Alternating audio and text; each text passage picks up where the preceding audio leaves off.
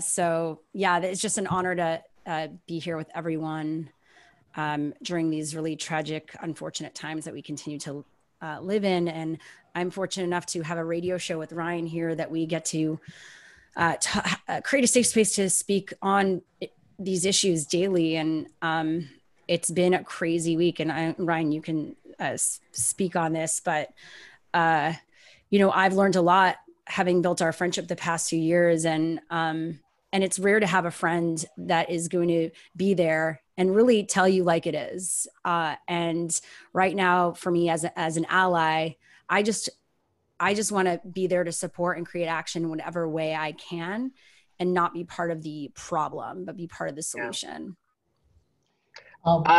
I really quickly, I just want to say thank you for everyone joining. This is beautiful to see everything happen so last minute and see everyone put everything they have aside to come together at a moment like this, because being a Black queer person in media, it has been a very hard week for me. So seeing this support, seeing you show up in this way is the best thing that I could have ended my weekend with. So I just wanted to say thank you.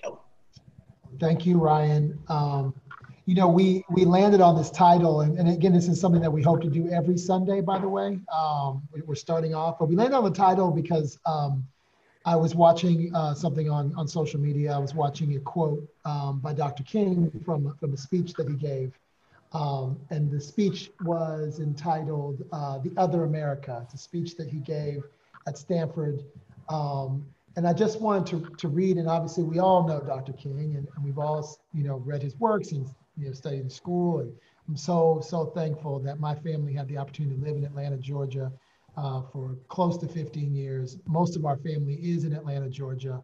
And my office at one point was around the corner from where Dr. King at one point housed, and very close to the King Center.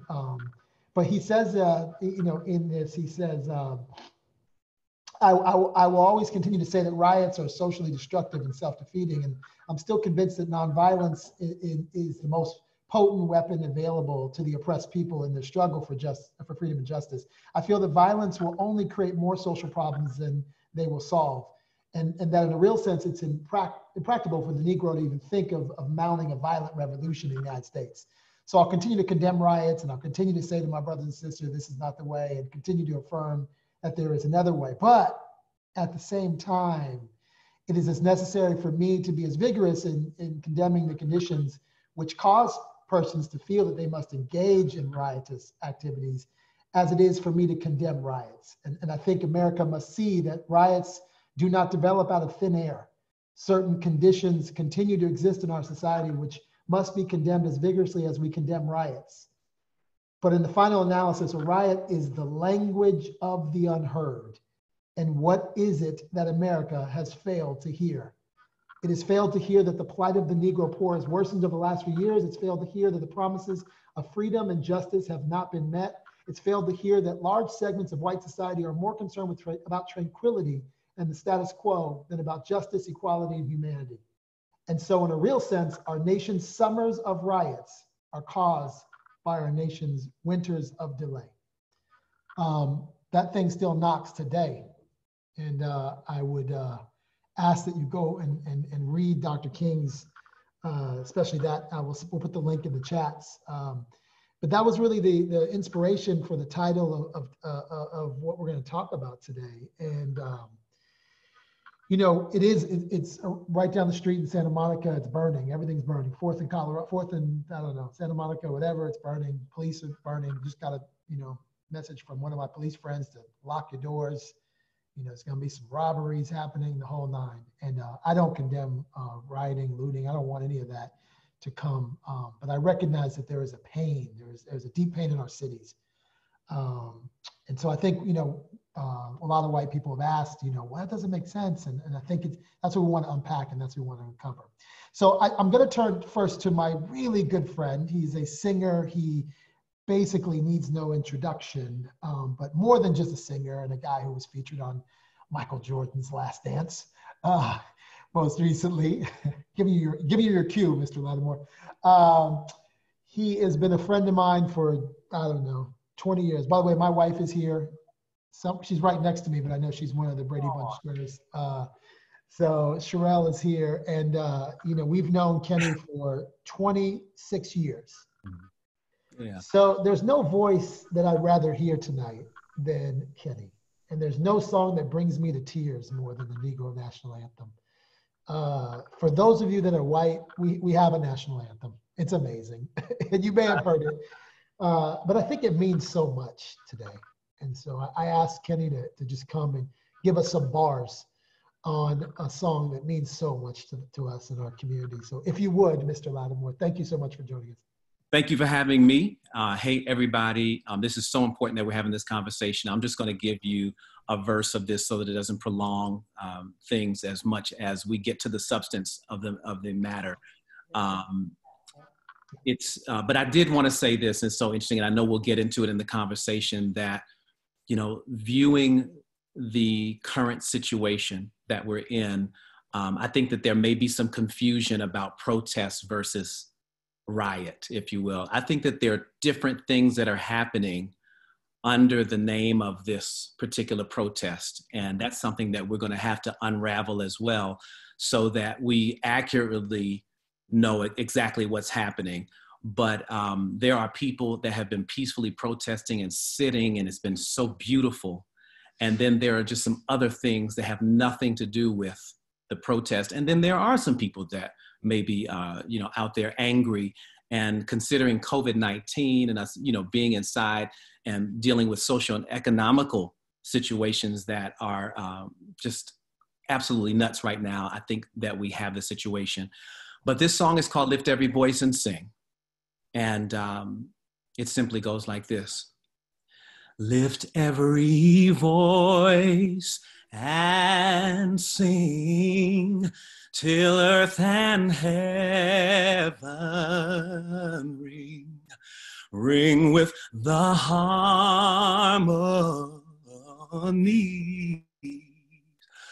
of liberty. Let our rejoicing rise high as the listening skies. Let it resound loud as the roaring sea. Oh, sing a song full of the faith that the dark past has taught us. Sing a song full of the hope that the present has brought us. Facing the rising sun of a new day begun. Let us march on till victory is won. Thank you all. God bless you. My God, I feel like we could take off our mics if we do want to give an applause, because you can take off mics, man. Wow. Yeah. Wow. Yes. Thank you. Thank you. Well done. Thank you. Wow. I'd like to take a breath, and I'd like to have all of us take a breath, and I'd love for my friend Millana Snow to lead us in just centering ourselves. So Millana, if you would. Thank you so much. I just want to say thank you first off to everyone for showing up today. Thank you, James, for inviting me to be a part of this. I think one of the reasons why we thought it might be a good idea to begin with meditation after Mr. Lattimore's beautiful song is because we want to make sure that we come from a healing place in everything that we do. So I know that we're feeling so many feelings, and there's so much that is swirling around us and in us, but we hope that this conversation can come from a place of wanting to heal, leaning into healing, leaning into spirit, leaning into our inner truth, leaning into being truly connected in the most authentic way. And so with that in mind, I just want to invite everybody to close their eyes. We're going to just take a couple of minutes. It'll be really short for us to drop down into our bodies and really start to become more present, because we're really called to have presence right now. We know that there's so much that is swirling around us, and there's so much that's swirling within us. There's so much more to this story and to this experience than what we see right now. And we know that there's so much history and there's so much that's to happen in the future. But in this moment, we are here together, present, for the purpose of deeper connection with ourselves, with each other, with a vision that we all believe is possible. And so I just want to take a moment with your eyes closed for all of us just to take a nice deep breath into our lower belly so that we can really just feel into where we are right now individually and as a collective. So you can just breathe into your belly by breathing into your nose and exhaling out.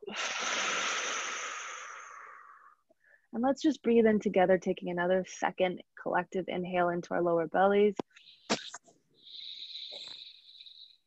And really exhaling out again. And third breath together, breathing into our lower bellies, inhaling in through the nose. And exhaling out of the mouth. Keeping your eyes closed. And seeing if you can allow yourself to just drop down into your body. And when we do this, this gives us an opportunity to not just be in a space of thinking or being even mindful, but allowing us to drop into a place where we can start to feel how we feel. Because all of this has implications not just in our emotional experience, but also in our physical experience, not just our spiritual selves, but also how these things accumulate in our energetic self. And so if you could just take a moment, just see if you can drop down from out of being in your mind and in your thinking thoughts, and see if you can come down to feeling in your body. You might even ask yourself, how do I feel? And I find that when I ask myself that, or ask my clients that often there's a lot of answers that come up. So you might ask yourself that more than once. How do I feel? Just see what comes up when you ask yourself that. And again, to drop beyond the mind, the thinking mind, which is often so busy, let's see if we can drop down into the body and feel the feeling of how we feel. How do I feel? And let that energy come, let it rise, let it be present with you. And see if you can breathe into that again. And exhale that out.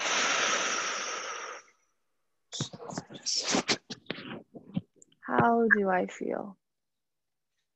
And just see if you can take a moment, just in these last few moments of this meditation, to even just notice how you perceive this moment. Maybe you notice how you're thinking. Maybe you notice that you've got a lot of thoughts swirling, a lot of feelings passing through. And just notice that and breathe into that. And exhale that out.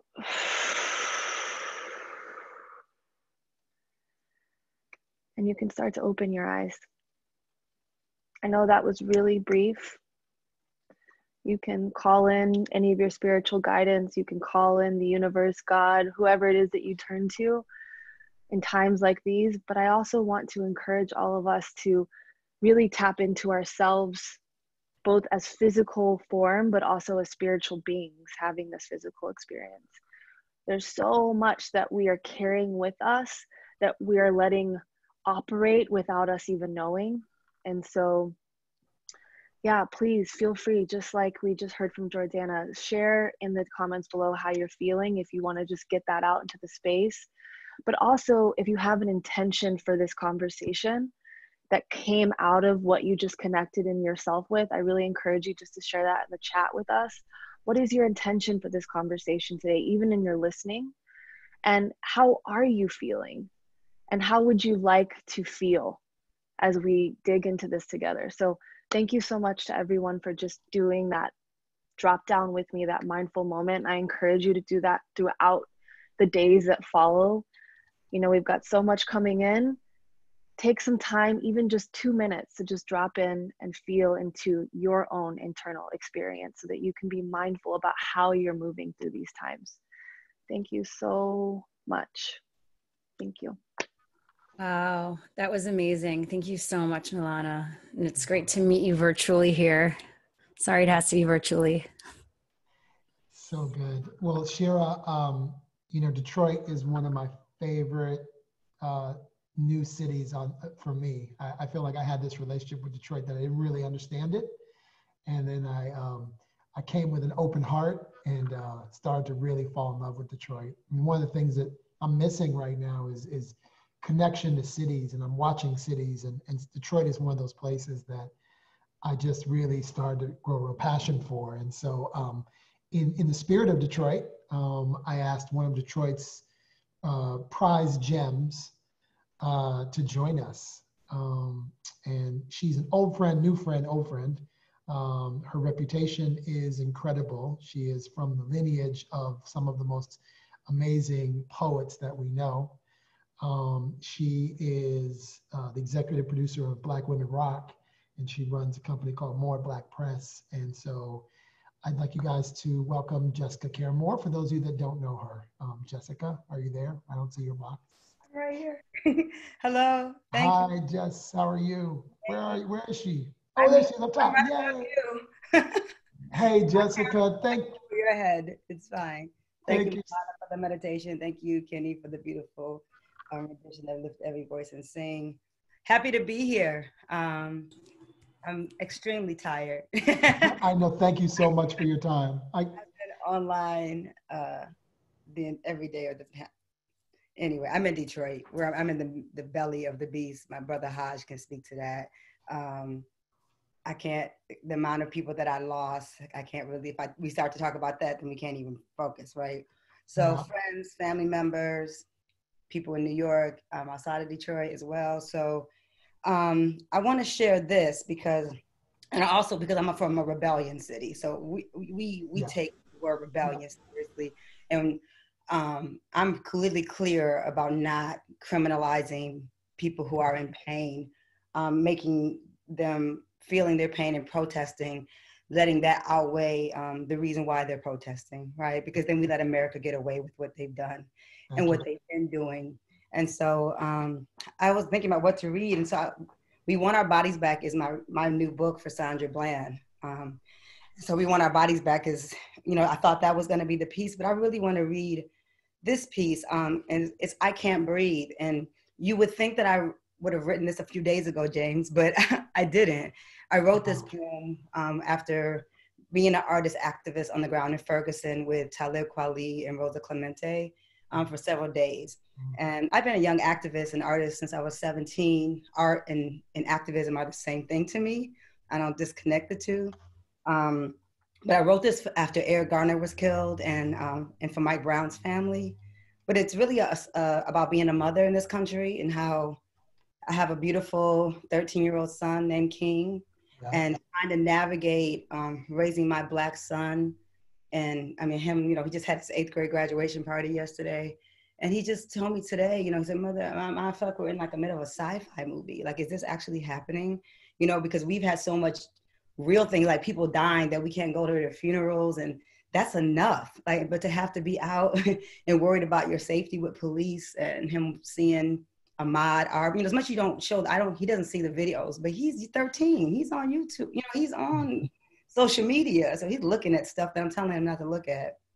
So this is called I Can't Breathe, and it was about, I went to Ferguson, I was traumatized, came back home, and it took me a few days, and I cried, and I wrote this poem. I'm in Detroit, and I can't breathe. The air is being sucked out of my city. The poor don't have water, and everything new means no niggas.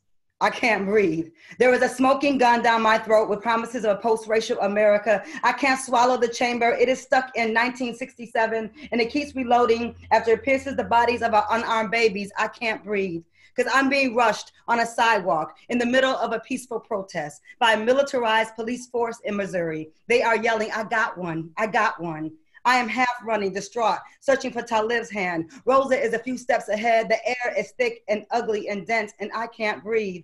I'm being forced to lie face down on the cement in Ferguson with the AR-15 pointed at my back. A long brown teenage boy is shaking in Rosa's lap. A young thick girl stands up anyway. I pull her back down and ask her to please wait. In Atlanta, a beautiful young activist tells me she's arrested at 6 p.m. and is driven around by officers till 2 a.m. before finally being booked with no explanation. We know who you are, they say, hoping to replace her breath with fear. And now she doesn't know how to tell her story of being kidnapped. She can't breathe.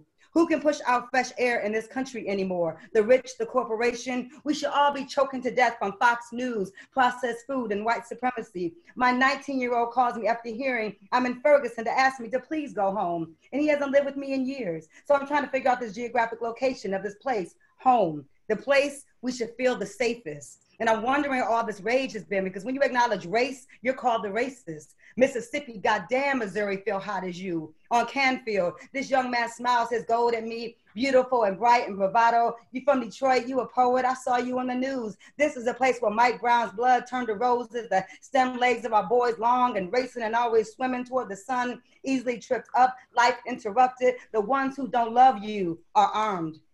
As much as we claim this is our land, the world minority is running our country. Our sweat, our women, our mothers, we birthed this nation, built it on free labor and death with no reparations rate in sight.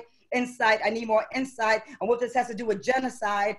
Everything. We are here without choice, many of us fatherless, some of us warm-blooded, West African, Dakota, Cree, Cherokee. We are a place with no place. We are natives, beautiful somewhere people, news flag poles and crosses, and so many more little girls, plus those 4 we will never forget. We are Moors, portrayed as whores, criminals. We the children of royalty. We red clay goddesses. We down south forces. We the trees with rings of stories. I can't breathe. I'm home from a terrifying place. And Octavia Butler, past future, past lives, stars we surface. I can't breathe. My son is 4 years from 12. And the park is his own planet where he plays freely. He knows a seed leaves the flowers if you plant it. He loves Bob Marley, Frida Kahlo, Faith Ringo, walks with his head up and doesn't follow, recites Baraka, sings the blues. He thinks wearing a belt is cool. He is simply a black boy with an imagination built on a nation of poems and a mom that says, don't mess with me. Cable is a winter luxury, so we don't get our information from the idiot box. I already had to teach my son how to act when we're pulled over by cops. He's seen them wave and like my poems. He's seen them black and flirt and ask to call me on the phone. He's seen them white in Dearborn Heights, accusing me of running a light I did not run. Mommy, but the policeman is lying. That's the reality too, son. When I can't breathe, I cry in a parking lot, dropping you off at hockey camp, praying the white coaches and white kids won't try to suck the beauty out of your lungs. Pray you black ice skate past the chokeholds, the dangerous walks from the store to buy candy. I can't breathe, so I rush to get you from school daily. A collective mother's intuition always feels death moving right this winter in America clock. In these spaces where the air is thin, humanity is forgotten, and ancestral spirit is blowing hard, and fear has pushed you into a place you don't recognize. The forced language is pushed into your mouth, whipped across your back, along the Ivory Coast on a ship called Jesus in the Congo, through the door no return, in the Alabama cotton field, in Chicago, in Cleveland, in Staten Island, in Minneapolis. When you look the world in its face after attempts to hijack your spirit, take your breath loosely. For a Lucy, I will inhale God and blow my last wind into your body. Your exhale be the Holy Ghost for this land. I can't breathe. I can't breathe. I can't breathe. I can't breathe. I can't breathe. I can't breathe. I can't breathe. I can't breathe. I can't breathe. I can't breathe. Thank you. It's a lot through Zoom, but I think we all felt that. That was wonderful. That was incredible. Thank you. Let me ask. This is such an emotional meeting. Let me ask a question, and this can be for either you or Kenny. I was in this Clubhouse chat yesterday where Deepak Chopra was talking about the importance of the storyteller right now, the importance of telling stories and inspiration and change. Jessica, just talk about your latest book, one, but then also how we can support the storyteller. Your work is so vital.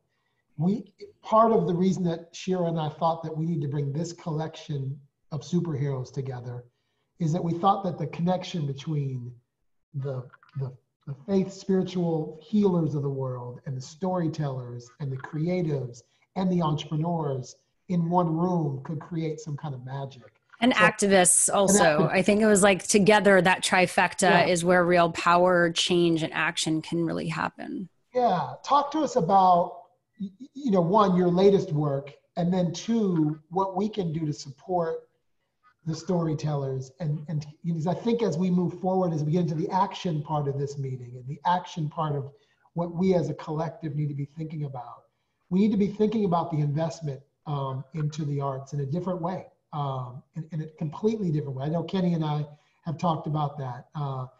Death to the old record business, death to the old publishing business. What we would hope that will come out of this moment is a new opportunity to fund and support artisans like yourself who are artisans and activists in the same breath. So talk to us a little about that, Jessica and Kenny, if you could even chime on to that. Sure. Well, God bless the artists, because who's been keeping us dancing in our living rooms? Who's been keeping us putting smiles on our faces? Or just poets like me, poets are historians of the day, so it's our job to document the times. Amiri Baraka, my teacher, Sonia Sanchez, Gil Scott Heron, last poets. Those are all my babas and my elders who brought me up as a child, as a metaphorical child of the Black arts movement. It's my job to write right now. I mean, it took me a few weeks of being paralyzed by people passing and dealing with the reality of the pandemic. And then I had to shift gears. And so I'm tired because I have been giving. And I haven't been, I make good money when I show up, in real life. So I haven't been giving for the money that I normally give for, and I've been saying yes to almost everything, whether someone had an honorarium, didn't have an honorarium. My book came out through HarperCollins. I'm the first Black woman poet since Gwendolyn Brooks on HarperCollins. So it's a really big deal. I was excited. I had a full, humongous in-country tour, and then I was headed to the UK for work. And it all got canceled, right? So I've been doing virtual bookstores, supporting independent, Black women-owned and revolutionary bookstores across the country. So that's been amazing because, places like Albuquerque and spots that weren't on my book tour, I can now go to. I was at Houston yesterday. I was in Atlanta on Friday. I judged a poetry slam in Dubai. So this week, very surreal how things have shifted. But finding a way to monetize it is something else. But you can support me by just buying the book. The book is, and using your platforms to tell people about it. It's my 5th book. It's not my first. I've been a poet full-time for 25 years.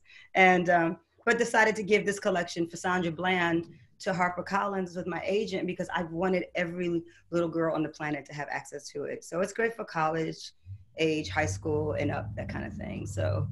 Can you put a link in the chat? Can someone put a link in the chat to the book so everyone can check it out? We'll put a link. You keep talking. Use your hands. We got Kevin. Keep talking. It's on, some people don't like Amazon, but it's on Amazon. It's We Want Our Bodies Back. You can get it on BarnesandNobles.com, Amazon.com. My website is just JessicaCareMore.com. That's where you can get my vinyl records, music and poetry, and my past books. Let me ask you another question, because I've been getting calls to lead allyship conversations this week. For those in the audience who are, in corporate positions, who may, is that a position that you'd feel comfortable with talking about allyship and race, if someone wanted to talk? It's what I do, I mean, I'm a poet, but I'm the poet laureate of Courageous Conversations. So I travel with Glenn Singleton all over the country, and I'm in front of mostly white educators who are in front of Black and brown kids, giving them techniques of how to love on our children, because the main thing we need is love. Like, if you don't love my son, then I don't want you to be his teacher. And so I've been doing that kind of work, and it's like having those courageous conversations is so important. Like Black not being scared to talk about race, and when white people, I know we have white audience. White folks are like, they book me, so they want to hear it. So everyone, I think, wants the truth, right? Yeah. And everyone may not have the same experience. I'm a Black girl from Detroit. I've been an activist since I was 17, since Malice Green got killed here by police. So it's been a part of my work forever. I don't know how not to take Blackness and institution building and activism out of my body. It just is. But for someone white, and I have white friends, I don't call my white friends allies. They're just my friends. I got real white friends, right? Who aren't necessarily politically active either, but they're just good people. And so mostly through women, I think that relationship happens more. I have my white women friends who are mothers, who I happen to, my son plays ice hockey. So he interacts in a lot of different kind of worlds. And so we have to be courageous about having conversations about race, about politics, but folks have to be open, they have to be open. I love it. For any of you guys out there that want to have courageous conversations, we're here for that. That's such a beautiful theme, Shira, as we go into the rest of courageous conversations. Yeah, but and I think that and you just mentioned, Jessica, and I would love and open up the conversation to some of our host committee's voices here. They're not politically active, you said, and does that bother you during this time? If someone's not politically active, I don't feel like you need to be political to be standing up and sharing the message here. As long as you're not, what is your take on that? I call people out about silence, all the time, but I tend to be friends with rowdy white people. So they loud. So I don't really have no quiet white friends. But my quiet white friends are not my friends. They're people who follow me on social media and I don't know who they are in real life. Yeah. But the people I keep in my circle are usually pretty about it, And I'm from Detroit. Even the white people are Black. Exactly. So, really. Everybody Black in Detroit. True talk.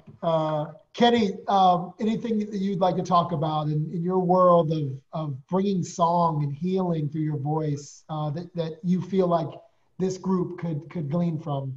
Sure. One, I appreciate everything that Jessica has just said. Oh my gosh, I'm a fan. The only thing I can say is that I'm grateful for the platform, because a lot of time music is that space where we become the voice of the people, because we can reach people in large volumes at one time. So we become the voice of the people. So it's very important that we not just carry, one dimension of music, just business, or just our own personal, whatever we're trying to do. But at this time, we're talking about a community that I can stand in a room and say something that may be more digestible, if you will, to everybody, because music is so universal. But at the same time, my responsibility is to stand and encourage and respond with every fiber in my body, because we're living this thing together. So, and I think that's why even, when we started out, I was like, there's so many layers to this, from, those that are dealing with the COVID-19, and the children that are graduating that feel cheated from the experiences of traditions and life, to all of a sudden we have this craziness and death of George Floyd. And my son too, I have a 17-year-old son, and he's trying to unravel it all. And music becomes soothing, as we saw with this whole Michael Jordan piece. If you saw, a lot of people were going, he wasn't listening to hip hop when he went to to Game 6. What in the world? What is he doing listening to Kenny Lattimore? But, just as we went through our meditation, just as we went through the poetry, there's certain things that need to balance us so that we're able to have a real conversation that is not completely incited by our emotion. Yeah. And then we can come up with real solutions in this time, because this is about tearing down systematic laws that have been against us for so many years. It's not all just white versus Black or what have you. It's just America and how America was built, the very foundation of America. So if I can express some of the pain in a song, if I can express some of the hope in a song, then that is, that's my place. And that's what gives me value in this kind of time. Yeah. We'd love to hear from you. So now that the artisans have led the way and given us creativity, we'd love to hear from some of you.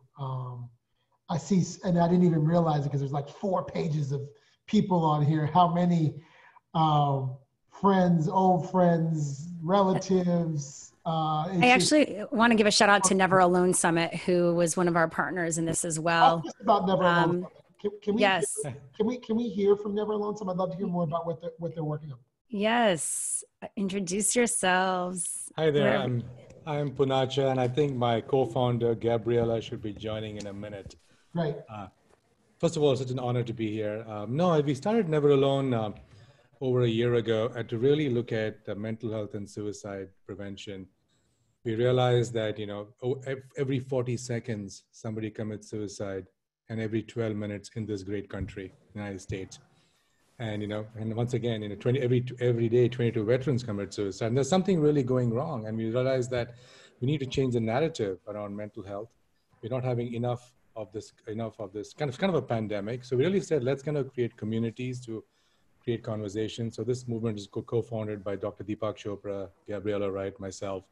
And what we're doing is really bringing together communities to really kind of conversation on mental health and providing tools. I think our goal is to really provide tools in the community because everybody has different, from India to US to, Brazil, people have different challenges and issues. So that's what we're all about. So really kind of co-creating this movement together. So really honored.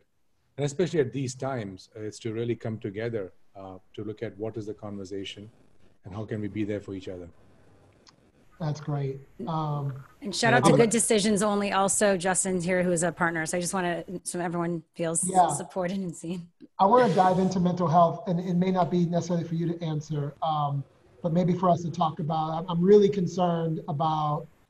I'm just going to dive into the way that our local police, are really ill-equipped to deal with issues of mental health on the street. And that concerns me.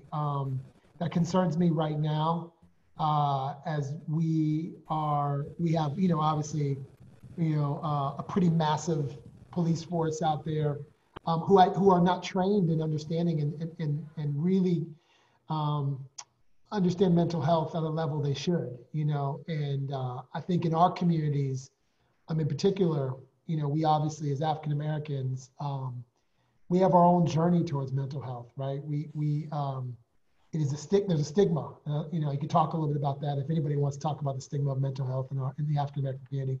The reason I bring it up because I think it is part of the discussion. It's part of when we talk about systemic racism and we talk about the system.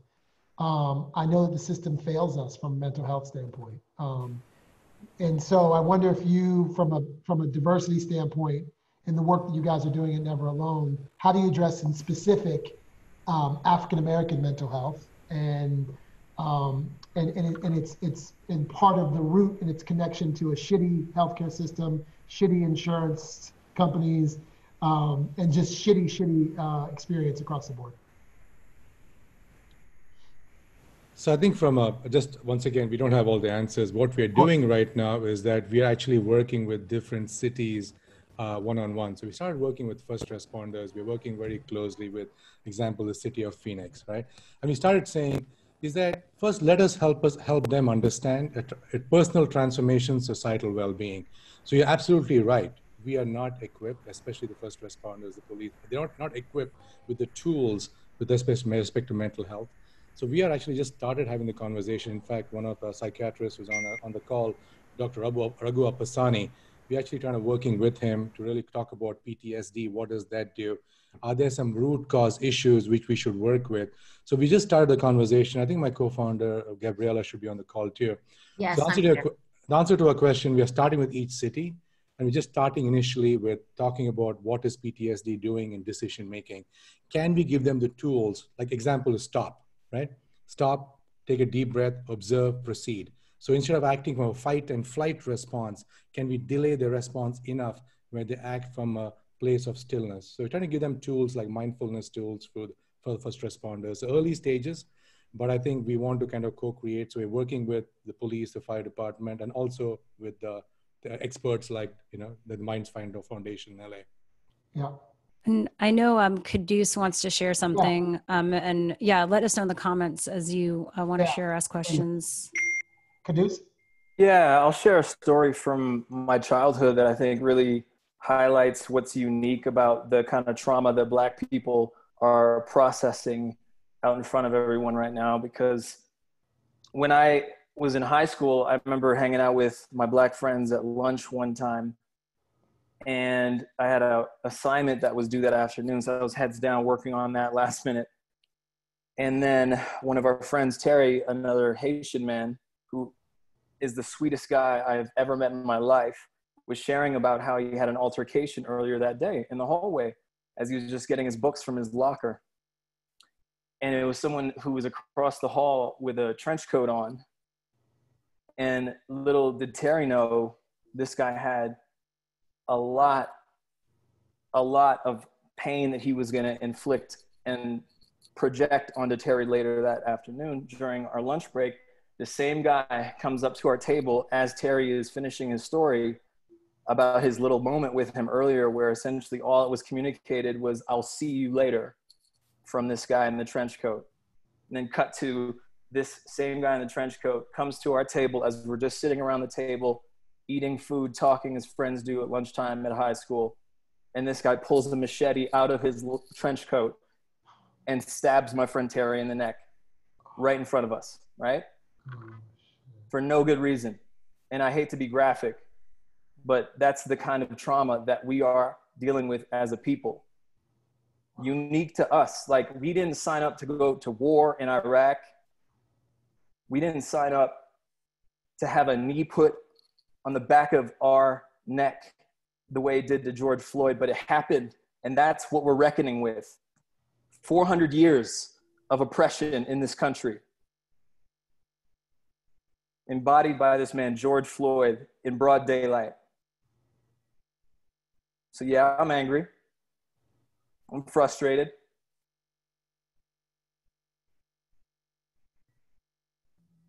And I just took a walk in Denver here to a park nearby. And I was acutely aware of the majority of the people in the park being white. There was actually one person that was brown and about 120 people cycling through the park, right? And I noticed that I actually was having a hard time relaxing, even in that setting. Last year, I was diagnosed with PTSD, and I had to look at this therapist and say, "What now? PTSD?" She said, "Yeah, you've been through a high level of complex trauma," is what she called it.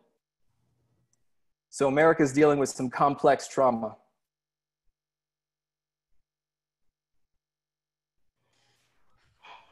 Thank you, Quddus,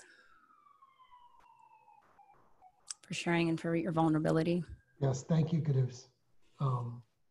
I know we have some doctors actually here that spoke up in the comments, if one of them each at a time. And then we have Corey Jacobs here. So I'm just going to give, and then Richard Fowler was going to speak. So. Yep, great. Hi, everyone. Thank you for having me, Shira. My name is Dr. Racine Henry. I am a licensed marriage and family therapist here in New York City. I'm also a professor, and I teach trainee therapists how to address issues of culture, social justice, and mental health in diverse communities. So I really appreciate what's been said so far. I love that Kenny Lattimore brought up the multi-layered issue that we're facing right now, and how this pandemic exacerbates what's already present in America and the ills faced by minority and underserved communities. One of the things that is prevalent for Black people when it comes to mental health is the fact that we have been demonized throughout history, and the root cause of issues in the Black community have always been put back on the Black family. It's never been addressed that we have a unique experience of being descendants of genocide via the African slave trade in this country, on this very soil that we have to now live on and raise our families on.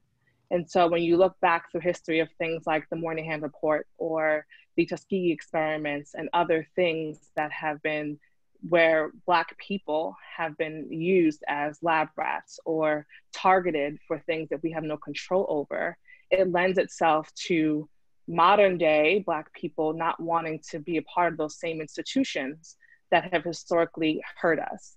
Whenever you look at why Black men are overrepresented in jails, it's because the single mothers who raised them. It's not because of systemic racism and white supremacy.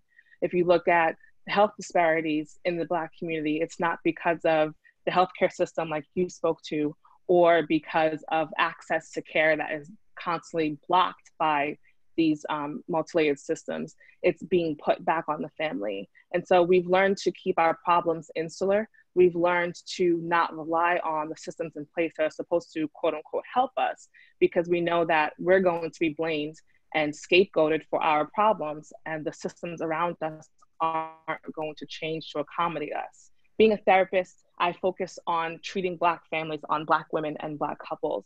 And it's difficult to turn clients away because of their insurances creating barriers. It's difficult to say all of my pro bono slots are taken and I have to refer them to somebody else who may create a barrier, and not by the therapist's fault, because we have businesses to run as well, but it becomes a catch-22 of, I'm in this field to be a healer and to help people, yet I can't do that because of bureaucracy and other things that I can't control or that I can't change alone. And so I've gone to Washington, I've advocated for mental health to be, treated differently in this country. I constantly teach my students and my interns how to address these multi-systemic things, because when a person comes in and they have mental health diagnosis or mental illness, it's not just about that. It's not about their depression only or their anxiety only. It's about their social location and how they identify in this country and what that means about their capabilities or what they have available to them as resources. So the stigma has legs to it. It has a reason.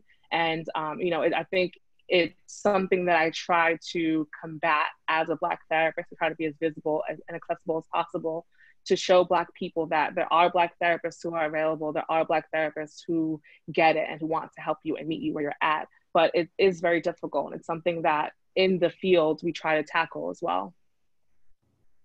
Thank you. And thanks for jumping on last minute for this. No problem. Thank you. Dr. Alfie, I know you wanted to share something. And then once again, we have Corey Jacobs, then Gleib, and then Ken Hertz. I'm trying to make it as organized as possible while letting everyone speak and share. Sure. So thank you, Shar, for inviting me. It's been, I don't have to tell you all, you can't see me, I am an African-American woman. Like my brother Kenny, I'm a Howard University graduate, and I've been practicing. I am a psychologist by training, and I am a health disparities researcher. I see somebody say HU, and I would say just a couple, not a whole lot, a couple things. One is when we think about, and I should say this, I'm sorry. I run a foundation called the Acoma Project. The Acoma Project is focused on, it used to be my research lab. So I spent 20 years in academic medicine. Part of those years I was at Duke University in the Department of Psychiatry, and then I left there and went to Georgetown in the Department of Psychiatry. I still have an appointment at Georgetown at the associate professor level, and now I run a foundation, and we're a mental health outreach and research foundation. So I'm really interested in partnership. We are on the web, and I'm interested in partnering. In particular, I heard my colleagues Never Alone. And so what the perspective that I bring is as a health disparities researcher, and really understanding the systemic issues that keep African Americans and other people of color out of mental health care, as the colleague who spoke just before. And the only other thing I think I would add is that I hope that we can be mindful of how broad the population of African Americans is, and how broad the population of people of color and queer LGBTQ folks, that many of the issues are similar, but clearly there are also some issues that are unique. So Thursday night, I had the opportunity to speak on CNN with Taraji Henson and her foundation, the Boris Lawrence Hinton Foundation. And I was just in awe of what they've been able to do in terms of getting people into care. And what they've been able to do is in some small way eradicate the financial barrier. I do feel like as a scientist, it is critical to say finances are not the only thing that keep Black people out of care. In my field, that's what people automatically go to, but that is not it. And so stigma, and I think the one really important thing I can say is that it is not just a stigma of fear, it's a stigma around how will I be treated when I get into care? Will people understand what my issues are, and how might I be penalized for presenting myself in a vulnerable way in care. So when the Quddus was speaking earlier, I was so afraid that where the conversation was going to go was that even though his friend was injured, that he and his friends were the ones who were targeted to get in trouble. That's what like my mind goes, because that's so often what happens with our young people who are African-American and male, Latinx male. So I think it really is a multifaceted approach to trying to address the issues. It is somewhat about uninsurance and underinsurance. It is also about building on the strengths that are inherent in Black and Brown communities, building on those factors, those cultural things, those cultural, the mores and values and practices that already exist in a sort of an indigenous way, and building upon those things to create better mental health. Because the average number of sessions that anybody goes to care in the United States is 2. That's the average, right? And so when you're talking about African Americans, we're not that different once we get into care. And so the issue is, how can we provide tools to support people who may only come once or twice, or who are never going to come? And so this idea of mindfulness, as Never Alone was describing, that is critical, right? And this idea of taking a beat, teaching people breath work, teaching people how to just name these issues and pay attention to looking for signs and symptoms. What does depression look like? How might it look different, right? How might anger be a stand-in for sadness? Because sadness is not an acceptable emotion, particularly for boys or those who are male identified. So there are lots of parts to it, and I'm grateful to all of you that you all are doing this work. And it's Shar, thank you for inviting me and reminding me. And I'm looking forward to the conversation. Oh, Fee, thank you. Love you. And so we have Corey Jacobs, who does incredible work here. Where are you here, Corey, still? I hope. Yes, I hope so. Yes, he is there. I'm going to unmute you. Well, there, unmute. Can I set this up though? Yes, yeah. Can you set it up? Yeah, let me set it up. Corey is a friend of mine, and we've probably been friends for a couple of years. And when we were not in quarantine, Corey and I used to spend probably every Friday at Soho House, Malibu, sitting, eating Impossible Burgers, talking about gratitude. And I think when you hear Corey's story, maybe you didn't eat the Impossible Burgers, I did, but no. Listen, you know me. I'm so happy to be home. I tried everything. Like you sure did. But listen, the Impossible Burger was only. It was the best at the Malibu spot. It wasn't the same thing at Westwood. Fair point. What you taught me, Corey, though, is gratitude, and never to take this opportunity for freedom for granted. And so it would be great if you could talk about, your work and who you are and how we were able to come to this great position as men and leaders. Just love seeing you. Yes. Hey, listen, I just got in the house. I took a walk, and I was just glad I was able to catch this call. My name is Corey Jacobs. I'm from New York. The short of it is that I ended up going to prison for a first-time nonviolent drug offense while I was in college. I made some bad decisions, and I kind of started hustling when I went out of state to go to school, kind of to supplement my income. Ultimately, I stopped that for a couple of years, and I went back home to New York and, started doing legitimate business and things of that nature. And ultimately, my past acts had came to haunt me in a sentence of life in prison. I had 16 life sentences in prison for first-time nonviolent drug offense, no violence in the case, no drug seized, and I ended up doing 18 years in prison for that case. By the grace of President Obama granted me clemency in 2016. Other than that, I'll probably be languishing in the jail right now, potentially dying in prison. And during that journey, I see that it was a lot of, I learned that a large percentage of the inmates in there was just in there because of mental health. I haven't really touched on the mental health part because that going down that rabbit hole, that's a whole nother thing. It takes me back into a time where I just, you know, one of the prisons I was in for 11 years, it was Pollock, Louisiana. They called it Bloody Pollock. And just being at this prison for 11 years and seeing people get murdered, and like in 1 year, about 12 people got murdered. And that's a lot of people, man, for 12 human beings, and that I personally might have seen 8 of it occur. That's like very traumatizing. So when the gentleman was talking about going to war and stabbing in the neck, I've seen numerous hand-to-hand combats. Me, myself, who's not a violent person, I had gotten into numerous knife fights, you know, that I didn't want to get into, but it was either defend myself or either get murdered in prison, you know, and all of this stuff is very, very traumatizing, you know, and a lot of, like I was saying, a lot of people in there were people that really never belonged in prison in the first place. These were people who had mental issues that was getting 50 years, 20 years, 30 years, and really wasn't even conscious of some of the things that they was doing.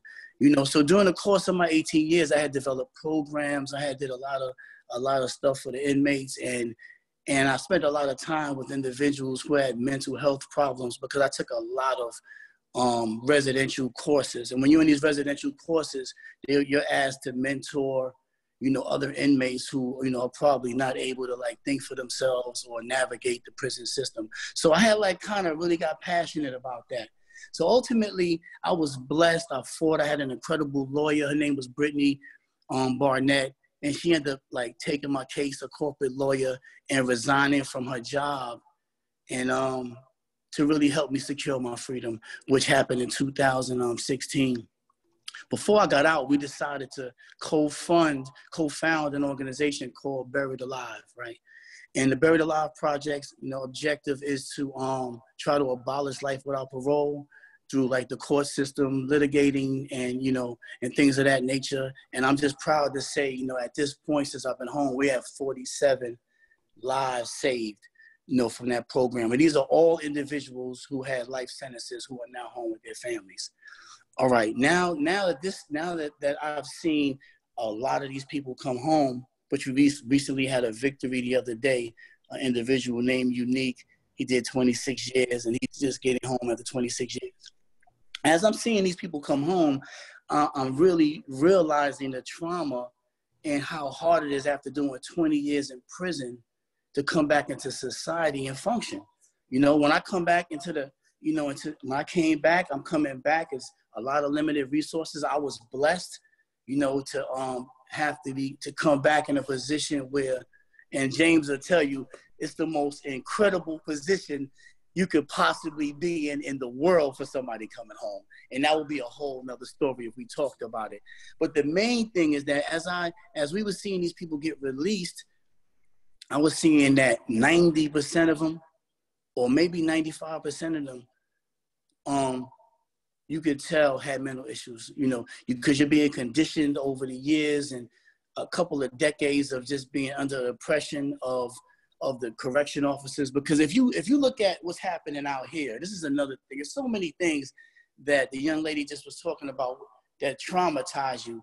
If you look at what happened to our brother George Floyd and what happened right in front of the world, right under the camera of everybody to see, and it's taken all of this mayhem to just get this man justice and a bunch of other of our brothers and sisters justice. Imagine behind the walls of a prison and what type of atrocities are being done to other human beings when you don't have these same checks and balances, when you don't have anybody to talk to. These correction officers, these people, they are running amok on our people, and it's nothing compared. You're talking about putting your foot on your neck. That's a normal every single day thing, and there is no cameras there to capture it. You know what I'm saying? So you get just whatever's happening out here, just multiply it times 1,000, right? All right, that's being the case. The mental issue that I see is when you come home and you're being stopped at every single point where it comes to housing, it comes to these long 5-year supervised release, these paroles, and the job situation.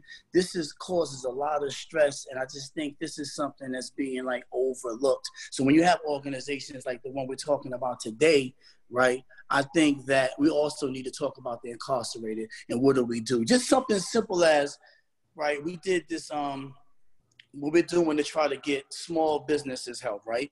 The individuals who are having small businesses, they can't get loans. They can't get the relief that other citizens are getting because they have a criminal record or they're on probation. But they have 20 employees. These are the people who have to be entrepreneurs because they're not getting the same opportunity because of the stigma. And the young lady was speaking about stigma. So I think that what I want to now shift into, because I just couldn't do everything at once, I really wanted to come home because I was given the gift of freedom. I know what it's like to have a life sentence and languish in there. I wanted to really go at Buried Alive Project, and I wanted to really cement that. So we went to SMU. We got 50 law students build a program. The program is immaculate. It's amazing. Now I really want to kind of like shift to the mental health aspect because I'm seeing that's a very, very major issue that I feel like that I can affect. And then also some of the things that I did in order to keep my sanity, because everybody always says like, I cannot tell you've ever been to prison. And I kind of like prided myself on that because I knew what they was trying to do. They were trying to take that from me. They were trying to take my sanity. They were trying to just kill my potential. And one of my motivations would, help me to really persevere and get up every day and fight was the fact that I wasn't going to let them take my mind. But it took me a long time. It took me about 7 to 8 years before I really found the type of practices through mindful meditation and things like that, where I learned how to like download all of these different pressures around me, how I learned how to ward off negativity, and all of these things aren't easy, you know what I'm saying? And these are just things that I think we need to talk about. So that's kind of like my story. I'm very passionate about freeing our people that's like caught up in the justice system with these sentences. Of course, I believe that there should be consequences for your actions. But to take a person like myself who could still add value to society, throw away the key and say, I have no redeemable qualities, that's just something that wasn't acceptable. And it's not acceptable because there's a couple of 2,000 or 3,000 more of us in there with nonviolent offenses at that could be coming out here taking care of the kids. So I don't have to come take care of them and pick them up. They can come and take care of their own kids, share their stories, and contribute to society. You know what I'm saying? So that's really what I'm passionate about. But the reentry aspect is something now that I'm more established, that I've transitioned, I'm going to move into. So that's pretty much my story. Wow. Great seeing you, James. It's great seeing you. I miss you, man. I miss our Malibu days.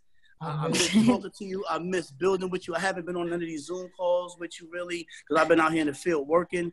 Yeah. But I really appreciate everything you're doing, and you're just an amazing connector and a good friend.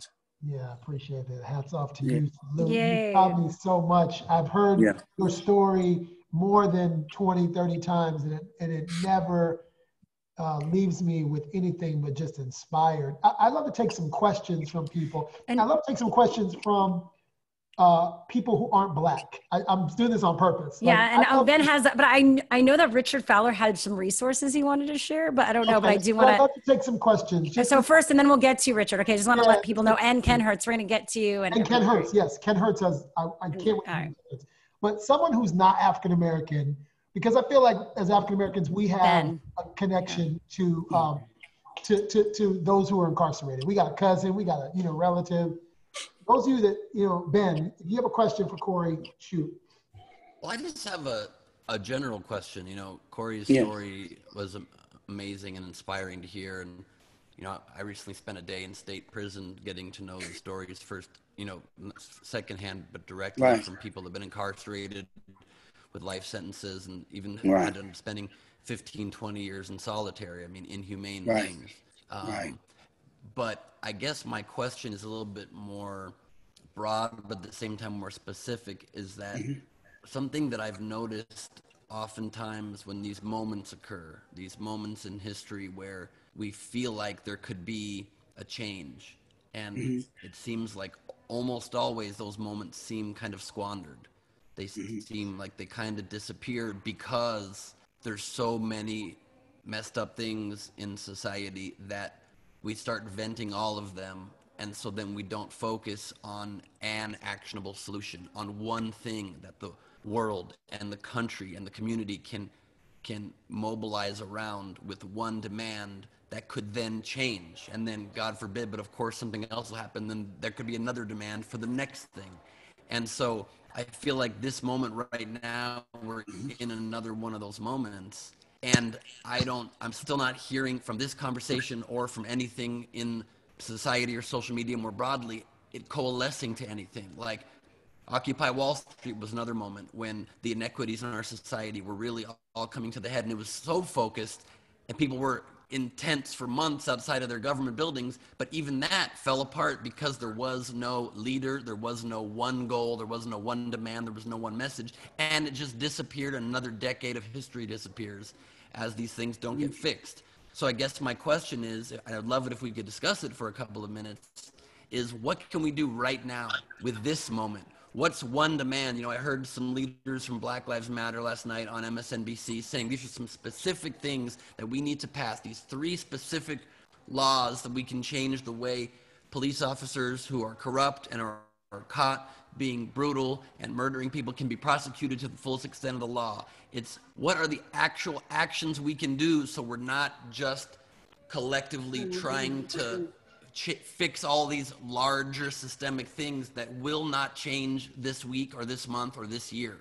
What can we do right now with this moment, with Breonna Taylor and Ahmaud Arbery and George Floyd and this confluence of bullshit that has just happened? What can we come together and as artists and leaders and storytellers weave a narrative right now with a goal, with a purpose, so we can try to actually change something right now so it doesn't again dissipate? And just one little addendum to that is already, because of, unfortunately, the mixture of this incredible moment, this powerful moment, with people looting and stealing from stores, the media has already shifted it, like they always do, to then kind of demonizing the people that are suffering. And so we don't have an answer to that. So what is the answer to that? How do we diffuse that narrative and shift it onto what goal specifically? Who has, I know different people. I just want, because I want to set Ken up. I think the Ken conversation that we've been having in the chat leads me to a conversation that I've been having the past couple of days with some leaders who work in, there's 2 areas I want to talk about. One is just local elections and, you know, crooked DAs. Well, let me interject. I apologize. That's why I said one thing, and the last piece of that is the erosion of media at a local level, which used to be the watchdogs for these crooked policies locally. Go ahead, Ken. Okay. So I think the point that was just made is a valid one, but it also is, unfortunately, also where we always net out, and it is a problem. To answer the question, what can we do? The one thing that we can and must do is vote, because the solution to this problem, the reason, DAs and attorneys general have to cooperate with law enforcement in order to prosecute crimes. And so as a result, they have sort of an unholy relationship, which makes it impossible to properly prosecute these kinds of crimes, because the district attorneys and the attorneys general, the local prosecutors, are afraid of alienating the police with whom they have to work. And so the Justice Department historically, although it's been watered down terribly, the Justice Department normally would intervene with a human rights claim in order to, a human rights violation, in order to set that straight. And that, with this existing attorney general, who recently said publicly that history is written by the winners, what he told us is 2 things. One, he should be disbarred and his boss needs to be voted out of office immediately. But more importantly, we need to take control of the narrative. 400 years of racist, endemic, systemic racism is not an accident. It happened because that's the basis upon which this country was formed, and we have never had our truth and reconciliation ever in this country. For example, the Second Amendment conversation is always about individual freedom, and the right of individuals to own guns and carry guns, but that's not what it's about. The Second Amendment is a legacy of slavery. The Second Amendment was to get the slave states to join the Union, but they insisted that they be able to have their own armies just in case the federal government ever tried to make slavery legal. Secondly, the Electoral College was part of the Constitution for exactly the same reason. It's not about states' rights any more than the Civil War was about states' rights. It's about protecting a system of subjugating individuals who were defined in the Constitution as being less than people. So I agree that we can't attack and solve every problem all at once. We will end up solving nothing. But I also believe we have to decide now that, the George Floyd incident, as tragic as it is one of hundreds of thousands of such incidents that have never been reported. And the challenge to us is to insist through working, collaborating with, people. You asked, James, you asked for a white face. We have to collaborate with organizations like the Innocence Project, like Mothers Against Mandatory Minimums, like the Anti-Defamation League, organizations that are not historically rooted in African-American issues, but rather human issues, because we have to take control of the narrative. And that's got to start, unfortunately, with everyone showing up and outvoting the minority that has corrupted almost every institution. If this pandemic has taught us anything, it's that the institutions that we thought were not fragile are extraordinarily fragile. And that everything, as it turns out, was just as corrupt as we may have suspected, but couldn't prove. So I don't need to ramble on. I don't want to, rant. But I am available to make introductions, to show up, and to make clients and friends and my network show up for absolutely anything. And I'm working very hard. Unfortunately, I've been focusing all of my energy on countering whatever disinformation campaign the Trump family is about to invest $1 billion in. Because unfortunately, if we don't play dirty, we're not going to get through this. I'll shut up. And I appreciate you so much. I want to jump in here. Yeah, please. And something you just said is so powerful. And I think I want to take a different angle and layer on top of what you just shared, because I think changing the narrative is actually imperative. I feel like media has such a responsibility. I've been in media for over 20 years, and there is such a power in the spin. And I see so much happening on social media where people are doing the citizen journalism and sometimes not providing context enough. And so incidentally, it's actually a blind spot in the reporting that we're seeing, right? And then there's some people that are doubling down and really making a point of doing some research before sharing. But I'm seeing a whole wide array of misinformation, specifically around protests that were peaceful and then became a riot or violent, because most people that I've been looking at, and their feeds are full of video, right? Like unequivocal evidence of white people actually being the ones that are escalating these peaceful protests into riots.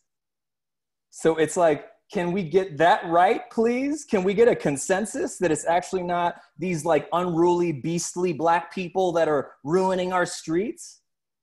So I think the narrative definitely needs to change. Can I just also say, Quddus, like when I was in Ferguson, like in the peaceful protest, only time that the protests got crazy is when the police started to line up in formation to actually attack the crowd, which also happens often. And they don't do that when the cameras are there. They wait for the news cameras to leave, and that's when they start to line up in formation and cause chaos. And all it takes is like one little white kid in the crowd to throw a water bottle at the police, and then they just start running and start attacking us. And they do this thing to make people scatter on purpose, so you lose the person that might be the person you were there with. So it causes confusion on purpose. You get scared, and that's how they disperse crowds. And so it's nothing, it's funny to me because I'm not surprised by anything that's happening. I'm trauma, you know, dealing with the trauma of it. But you know, when you are a Black person in this country, this is just a part of being Black in this country. It's not, and it's the only reason why the country is halfway decent is because Black people fought. Like, rebellions are the reason why this country exists at all, right? So for people to be like, oh my God, they're rioting. No, they're rebelling against a racist, white supremacist system that has been set up for us to fail. That for me as a Black mother, like this, to struggle just to educate my son is like an exhausting experience. For me to be a Black artist in this country is an exhausting experience. So, you know. Well, And, I think that's. And Richard Fowler, Richard, I was been waiting, and then Ken, I want to go to you. So, and Jessica, thank you, because I love what you said about having police in the cities that we're in, work in those cities. I'm in Detroit, and I think we're unique in that Detroit, being a predominantly Black city, we actually have a decent police force that looks like us. It does make a big difference. Yeah. All right, Richard, thank you. Yeah, I think that's so right, Jessica. My name is Richard Fowler. I am a content creator, political operative, and cable news commentator here in Washington, D.C. Jessica's right. I was out there today, and that's exactly what they do. It's the same strategy we've seen in Ferguson, Baltimore, now Louisville. This is the police strategy. But I want to answer the question about what we can do, because I think one thing that I can acknowledge as a person of color and a Black person is that we're tired. Black people are tired of being the ones to fight for equity, being the ones to fight for justice. We march at every rally. We have T-shirts from Trayvon. We have T-shirts from Mike Brown. We've been here. And what we need now more than ever is support from our white allies in the anti-racism work. And part of that anti-racism work includes a couple of things. One, it's just calling somebody who you know that's African-American, telling them that you love them and appreciate them. But two, there's so many amazing organizations that do this fight every day. Sometimes they do it on bootstrap budgets.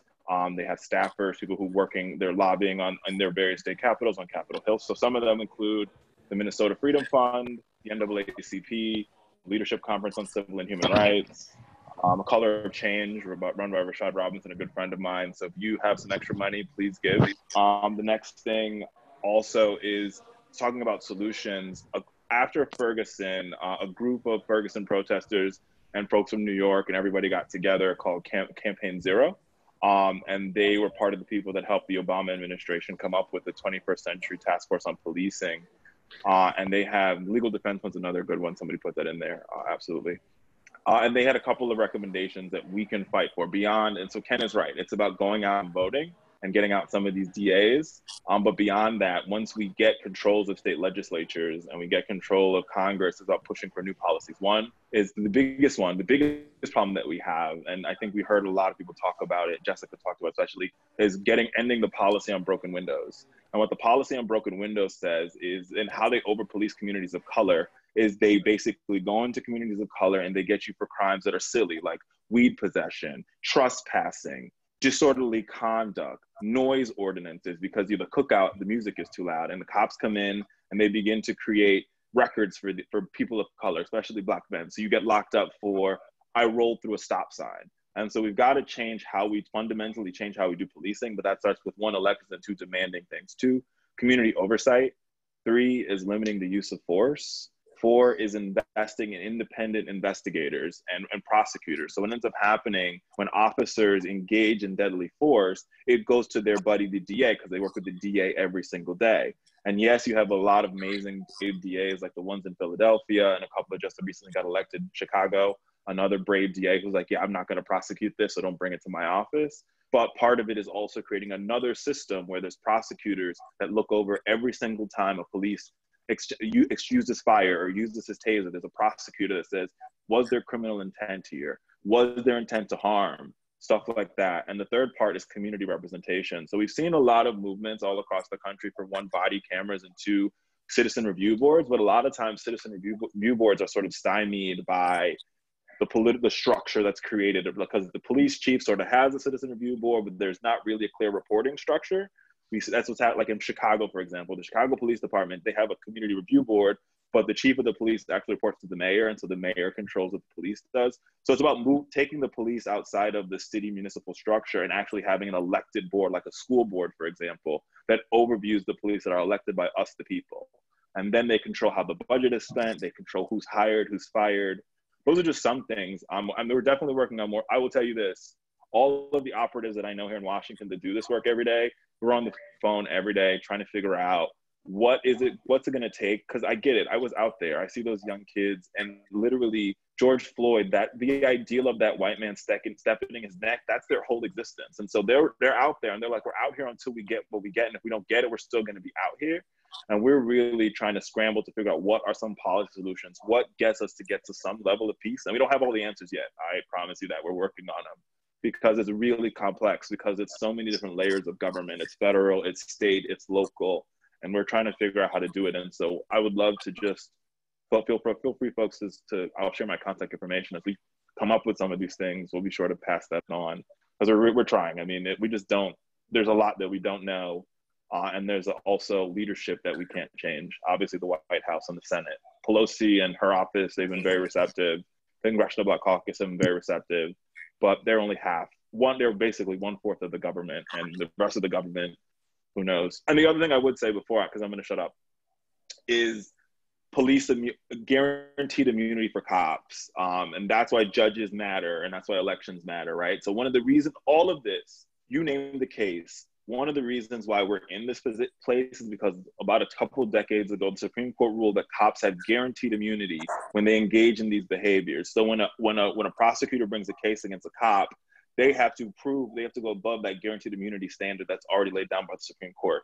There's been some signaling on the court from, shockingly enough, Clarence Thomas as well as Sonia Sotomayor, that they're interested in looking at a guaranteed immunity case to come in front of them so they can then rule on it and hopefully roll back guaranteed immunity. But that's obviously, things that happen at the court takes decades, but we'll see. But I just want to mention that. So there is a move to say, can we create some lawsuits on the state and local level that will get to the Supreme Court as a test case to get the 4 liberal justices and hopefully Clarence Thomas and John Roberts to say, okay, we have the problem with police immunity. It's creating a bedlam all across this country, which is one of the reasons why America's on fire tonight. But I want to thank everybody for creating this space. Thanks to Kenny Lattimore for singing that. I was been listening to that song all day, and the verse that sort of struck to me in this moment is God of our weary years and God of our silent tears. And I think people out there that are protesting now, I think we're done with our tears being silent. Thank y'all. Thank you, Richard. So thank you so much for being part of our host committee and spreading the word about this and being here to share your resources. It's also important. And as people are here, we will be figuring out a way to connect everyone and share everything after this, because there are so many amazing people here that could really support one another and the mission and the causes. So we want to create action out of this. I know that, Brad wants to speak, and you can put up your hand, I guess, right? Is that how this works? Did you put up your hand, Brad? Yes. Walren? Hi. Yes. Hello. I want to thank you for everyone that's here. And I really am thinking about the way we started and checking in with our body and our feelings. And the thought that crystallized to me is that there is no one holy feeling. Like, each of our feelings and emotions have agency, and there's ways in which so many of our life venues get colonized. So I was also thinking about Harriet Tubman and her mission was to get every slave possible within her sphere free. And so she was committed to that mission. We know that Harriet Tubman did not end the institution of slavery, but her intention and being courageous enough to be committed to that intention is why we can call her name now. And so I think it's important for all of us to be able to check in on what is the mission that comes to us. Because I guarantee you that whatever that mission is in your particular sphere, it's going to require as much courage as Harriet Tubman's courage. And so sometimes it's not so important for us to coalesce into one answer, one strategy, because history is a very uncomfortable place. History is a place where we do not have power over. And so this moment has its own power because it happened in the context of COVID-19. This moment has additional power because half of the people who never tune into anything are so committed to their life, to paying their bills, are home. We could not have planned that. And so let us take up the personal charge to embrace all of our feelings, the complexity of it. And out of that, be committed to finding whatever the calling is for us and be courageous to move behind that. So thank you. Thank you, Brad. Yeah. You know, you talk about each of our spheres, Brad. I was thinking about that a lot this morning. And my sphere is working with the venture capital community, working with growth stage companies and startup founders. And I think about so many system inequities and, you know, parts of that process that are just, you know, not right for us, right? Many of us have a hard time starting businesses. Many of us don't even have connectedness to capital or you know, get the opportunities. I wonder, I'm gonna put some people on the spot. I see a couple of my venture folks here. Kwame, are you there? Yes, he wanted to speak, so I'm happy. That was perfect timing. Kwame, I wonder if you could talk a little bit about the work you do and just a little bit about what we talk about a lot is just, you know, the opportunity to build businesses, which I think when we look at it, this country, and we look at the opportunity, we are way behind, but I know that you see a lot of hope and are inspired every day in the work that you do. So I was wondering if you could share a little bit about your work. Sure. Thanks, James, and thanks, Shar, and thanks, everybody. It's so good to see you. I had other meetings I had to do, so I was a little late, but I've been able to hear a good 40 minutes. So it's just beautiful to see everybody. You know, one of the things I wanted to share was when we think about this analysis around systemic, then, you know, let's go down that rabbit hole a little bit in terms of the issues are systemic. What we need is systemic change. So then what does that actually look like? And what does it look like to have a new system? And being able to delineate the difference between systemic change and systemic reform, right? Systemic change and systemic modification. What does it look like to have a new system that serves the interests and the passions and the needs of humanity? And so you have to get there, you got to understand what a system is. And I'm playing with this idea. You took one? No, oh, let's go. Let's go. Yeah, somebody needs to mute. Yeah, I'm the mute police. Sorry, no. Oh, that didn't sound good. So I've been kind of coming up with this idea, and the working definition for me is a system is a series of actions designed to create predictable, consistent, and efficient outcomes. And it doesn't matter what it's for, that's just what it is, right? And so what is the outcome that these systems were designed to produce? And that's the mindset that was there. So if the system is to replicate a process of human subjugation, i.e. slavery, then you have a system like the Willie Lynch system, the division of human beings in a process to break the psyche, a process to break the spirit, a process to instill fear, such that that system will continue to be predictable, consistent, and efficiently produce the outcomes that it was designed to do, which it's done masterfully. And then that plays itself out in your education system, it plays itself out in your media system, it plays itself out in your voting system, your laws, everything then is then developed and evolves to keep that order in place.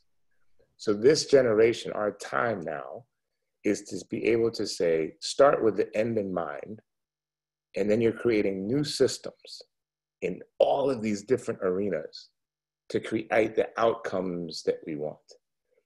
And to Ben, your question, I think it's a question of finding your place and your tribe to be able to design and implement a new system. And my place where I play is in the world of venture capital. And I stumbled in it because I was working with Prince. And in the wake of Trayvon, he created Yes We Code with Van Jones. And he asked the question, where are the Black Mark Zuckerbergs? Why is it these Black kids are wearing hoodies and seen as criminals and thugs, and the white kids are walking around with hoodies and seen to be tech geniuses? And he said, where are the Black Mark Zuckerbergs? Now, I went to Stanford, which means I went to school with the guys that created Yahoo, PayPal, Palantir, YouTube, LinkedIn, and the list goes on and on and on. These guys are all my class, a year above, 2 years behind me.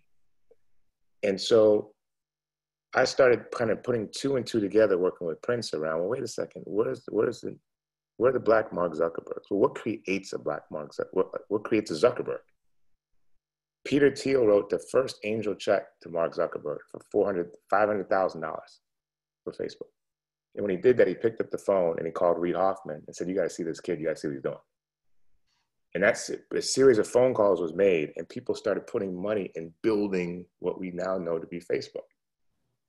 And I started asking, well, what would that look like if you started investing capital in Black tech entrepreneur companies that were creating new technology to transform communities? And you were creating power players on the world scene who had impact.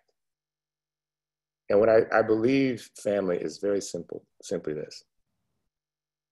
People, it doesn't matter what your skin color is, it doesn't matter your background. People are exploited and taken advantage of and brutalized and maligned and in worst cases, killed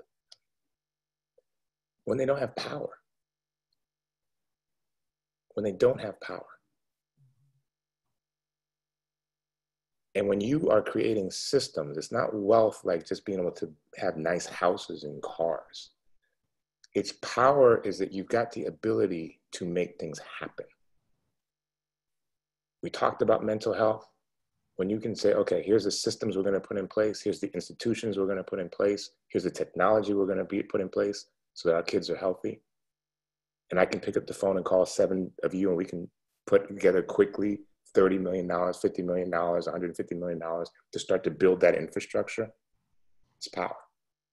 When we can identify key young people in their late 20s, early 30s, great values, strong people, great character, that we can help create a track to run them for Congress and give them the resources they need to make things happen, it's power. When you control industries, you have power. So my people come from Ghana. My father's from Ghana. And one of the things that my brother has been talking about, he runs our land development business in Ghana, is around the cocoa industry. Ivory Coast and Ghana produce 90% of the global cocoa. We control 3 to 7% of the supply chain. Imagine being in Saudi Arabia with all the oil and you only get 3 to 7% of it because you don't control any of it. What does it look like when Ghanaians get together with African Americans and take that back? And now you're running the whole chocolate industry, Cadbury's, Hershey's, everything. You run it and you own it. And there's factories here in North Carolina and in South Carolina that process that chocolate for drinks and for chocolate chip cookies and for chocolate bars. And you own that. So when you're in this country as a second and third class citizen and still seen systemically as a descendants of slaves, you're in a nightmare situation that you cannot get out of. And we'll change laws that will make it better, but you're still in the nightmare. And so when we go unapologetically into arenas to create power in Hollywood, power in education, power in politics, power in technology, then you're walking differently. You're seen differently. Your respect you have for yourself and your own community is different. And then you sit at the table with the Chinese, you sit at the table with the Brazilians, you sit at the table with the Germans, and you're seen and respected as peers and as power players on the world scene. And it's a longer program. But Ben, to your point, like, I'm okay with the long game. I'm okay with the long game. And we need new narratives and new ways of talking about these things such that we can quantum leap into new ideas of what change actually looks like and forge different partnerships. And I do think, and I'll end with this, James, and thank you for giving me the opportunity to share, is that we are seeing something different. Yeah, you got some white anarchists and, you know, these other, some lunatics in there, sure.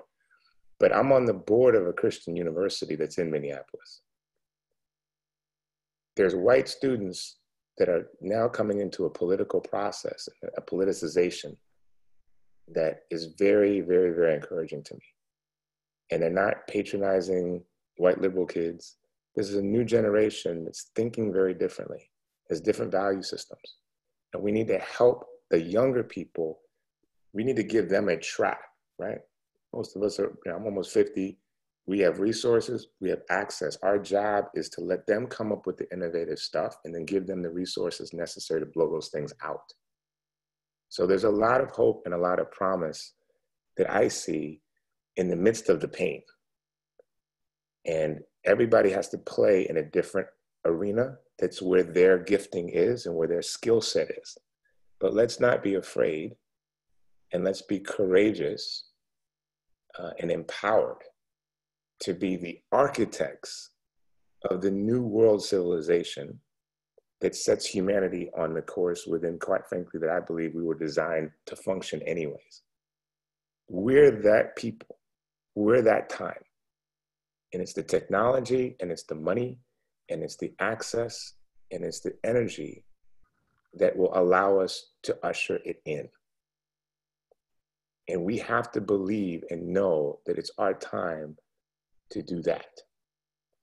So that's what I wanted to share. And so thank you for for listening, and thank you, James, for giving me an opportunity to share. And we're here, like you guys, to just build.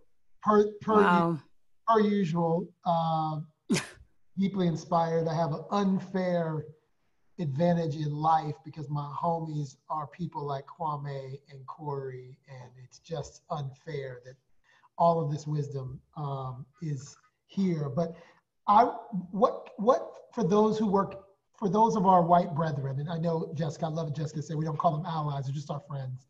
But what could they do, those folks who work in the investment space, who might be on this call, who are venture capitalists or who are investors, what could they do tactically to support kind of this mission? Just one or 2 points, I guess. Can you unmute him? Oh, do you want to unmute Kwame or who want? Yeah. I think he can unmute himself. Us to unmute. Okay. Or you can. I think. There we go. There we go. A specific thing, James, about VCs. Look, I'll give you an example. There's a couple of deals that I've looked at recently. And I usually get the call because they want an artist, a celebrity to come into the app and bring your culture. And I always push back, and I'm like, yeah, sure, but like, can we get in the deal? Can we write a check? And generally, we don't get the opportunity. We're usually there to tap dance, man tan, right? We're usually there because we make it hot. Twitter was Silicon Valley nerds, and then Shaq got on, and early on, and I won't even name any names, but I generally get that kind of call from those technology companies who want somebody cool and urban and black to come and do your black thing on the platform. And it's a conversation I've been having. We get those calls, but we don't get the call to do the SPV or to do the syndicate, to put 100,000 in a deal, to change our families' lives with the ability to write a check. So that's just something I've been grappling with this week. And even looking at Instagram Live, which is a failed product feature within Instagram, and all of a sudden we have D-Nice and Timberland and Swiss that made a shitty feature really amazing. And those guys don't have equity, don't have any deal. I mean, it's too late, obviously it's later stage, but what are some things that we can do, especially people like me who fight for the rights of artists and creatives, to talk to my white brethren, to have the conversation with them that we are not just here to perform for you. We want to change our families' lives. I'll make it really quick, James. I'll tell you, Jason Calacanis, who many of you probably know, and for those of you who don't, is, you know, one of the most successful angel investors the country has produced. In his pain of you know, what's going on, he put a tweet out yesterday that I'm going to read to you really quickly. Okay. So here it is. He said, if the top 100 African-American members of Instagram left today and started their own platform, Zuckerberg's business would collapse. I want to see that. If a couple of engineers and project managers at Instagram and Facebook want to, I'll fund it and reinvest 100% of those proceeds in Black founders. Hashtag real talk. Okay? Wow. That's why I'm saying this is a different moment. Right. Because he's so like, this is some bullshit, man. Yeah. And he goes, well, how do I, Ben, to your point, what do? I work where I'm at. Yeah. I'm using my power and my influence to create transformation, right?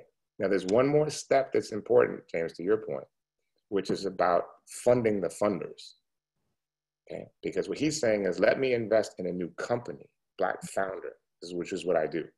Right. But it's funding the funders. Yeah. There are Black fund managers like myself who find the best deals that Black people are doing. And we don't just write them checks. We help get them connected in rooms and people like you guys to help them to grow. And the challenges that Black people face in corporate America, the challenges that Black folks face in Hollywood, are the challenges that we face raising money to be able to fund these guys. Right. And when I say Jason Calacanis starting to do the math, I know there's 100 other your white brothers who are in that position who are like, time's up, right? What do we need to do? So I would like to see them, some of them, get together and say, let's get the Black fund managers, Arlen Hamilton, Low Tony, Harlem Capital, New Community Transformation Fund out of Grand Rapids, Michigan, Black Star Fund, my fund, that let's make sure that we have those resources and that we're working together on those deals, right? And there's one little success story I'll share with you guys will love. We've got a Seek VR, that there's going to be a pioneer company in the virtual reality space, has been created and is being run by a Black African woman. And she has got deals with Universal Music. She just released content. She just did a comedy special with D.L. Hughley. She's just released stuff with Bon Jovi, Demi Lovato.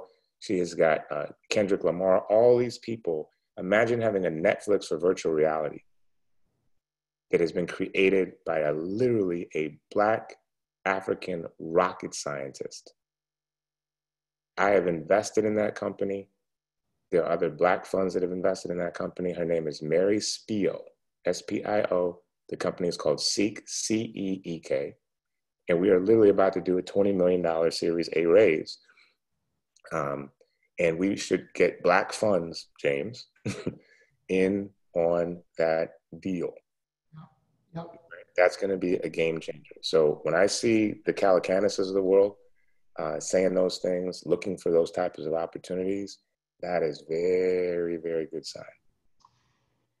Questions about just investment for anybody? We have people with their hands raised. I don't know if we want to get Go for it. Yeah, because I want to make sure everyone feels like they can speak, and this is a forum for everyone. And thank you, Kwame, and it's nice to see you here. New friends. Mark actually had a quick comment that I know we have. I have a gift for everyone. Oh, Chris. Oh, and then Chris will go to you right after, because Chris is one of our partners for MyIntent. I'm going to be very quick.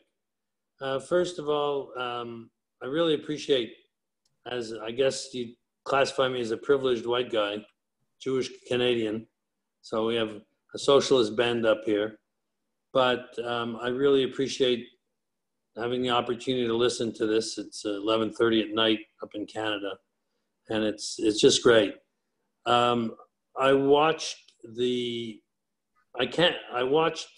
many times the video in Minneapolis, and it hurt me, and it still does, to think that a person could be leaning on another person like this and have 3 other people watching his fellow policemen not commenting at all. And all I could think about is I can't imagine what it must be like for every Black person or person of color, or not white, to have to watch their back. Every time they walking down the street, they have a policeman next to them in a car or behind them. And it's just something that as an older white guy, it never crosses our mind. And I want to thank you and listening to all of you. I have to just quickly comment and agree with Ken Hertz. And Kwame mentioned the power, taking back power. It's always bothered me, the small percentage of people that vote. In the last midterm, 53% of Americans voted, and only 31% of Americans under 30 voted. Get out, find a way to get these people out to vote. That should be the direction for the next 5 months, in addition to, of course, getting justice in the police departments. But get everybody out to vote. If they voted like they marched, you would definitely take back power and change the system. That's my comment. Thank you all so much. Can I say one 10-second thing about voting real quickly? Sure, and then I don't care. And then Thank Chris. you. Just really quickly, in 2018, I created something called the Telethon for America. I partnered with Michelle Obama's When We All Vote organization. We're looking to do it starting immediately again for 2020. The first telethon in history with the goal of raising $0 instead, and we succeeded. Instead, the goal is to get pledges to vote, and this time it's going to be a voter registration telethon to make sure we get people around the country to not only register, but to form voting squads and bring their friends and communities to vote with them. We have to get it going immediately. We helped create the most historic voter turnout we had in the 2018 midterms. Best ever among youth. Let's do it times 20 in 2020 and get the biggest historic turnout ever for a presidential national election. So please, bengleib@gmail.com, email me. We're about to go pitching it soon, but let's make sure we get it on TV across multiple networks, and let's make it big. And that's how we can mobilize with the biggest celebrities in the world to motivate all of their fan bases to come out and vote.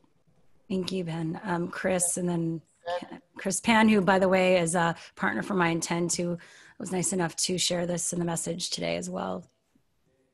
This is beautiful. I have a gift for everyone, and the gift is your own MyIntent bracelet, which many of you already have. You might need a new one for this chapter that we're about to go into. Yeah, if you have it. The website is myintent.org. So myintent.org. You can grab your phone and just, or if you're on your phone, grab your laptop, whatnot. And the code is Other America. You get $50 to use just for you. Wow. And it's meant to be a reminder of that one word that's going to keep you going for the coming weeks, the coming months.